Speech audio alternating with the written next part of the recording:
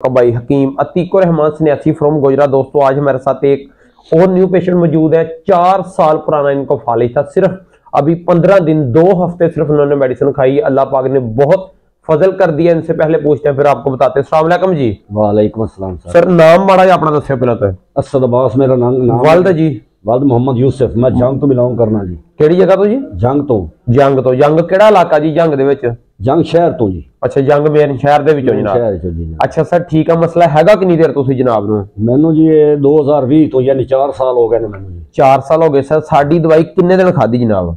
मैं सर तुहाडी दवाई 2 हफ्ते खादी है जी। ठीक है। ਇਹਦੇ ਨਾਲ फायदा कितना को है? ਇਹਦੇ फायदा ਤੁਹਾਡੇ सामने है जी। मैं बिल्कुल खड़ा हो जाना है, देख लो माशाल्लाह माशाल्लाह जी। खलो जाना जी। जी सिर्फ है थोड़ी मेरी बाजू जी है ना जी जी ਉਹ ਅਜੇ ਥੋੜੀ ਜਿਹੀ ਕੰਮ ਨਹੀਂ ਕਰਦੀ ਭਾਈ। ਅੱਲਾ ਕਰੇ ਸੀ ਉਹ ਵੀ ਚੱਲ ਜਾਸੀ ਕਿਉਂਕਿ 2 ਹਫ਼ਤੇ ਉਹਨੇ ਦਵਾਈ ਨੂੰ ਜੀ। जी ठीक है ਮੈਂ ਖਲੋਤਾ ਜੀ। ਮੈਂ 10 ਮਿੰਟ ਵੀ ਖਲੋ ਸਕਦਾ, ਪਹਿਲੇ ਮੈਂ ਖਲੋ ਵੀ ਨਹੀਂ ਸੀ ਸਕਦਾ ਅਸਲ ਤੋਂ ਬਗੈਰ। ठीक है लेकिन हूं मैं आपे खलोता जी। यार चलो माशाल्लाह माशाल्लाह माशाल्लाह जी। अल्लाह पाक ने करम कीता। अल्लाह अच्छा सर अब्बास साहब ये दसो को मालिश ते नहीं दी? नहीं सर कोई शायद नहीं कोई वर्जिश ते नहीं दसी?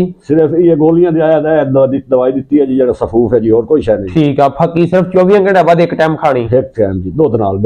Very good very good. दोस्तों शफा अल्लाह पाक दिंदा। गल करने दा मकसद सिर्फ ये हुंदा यार मसले यकीन जी, यकीन करके आओ। मैं यकीन लेके तुहाडे कोल आया, अल्लाह पाक मैनू करम कर दिता। चलो माशाल्लाह जी करम अल्लाह पाक ही करदा। मसला यार सिर्फ मसले ਨੂੰ समझो। मसला फालिदा ਹੁੰਦਾ दिमाग 'ਚ।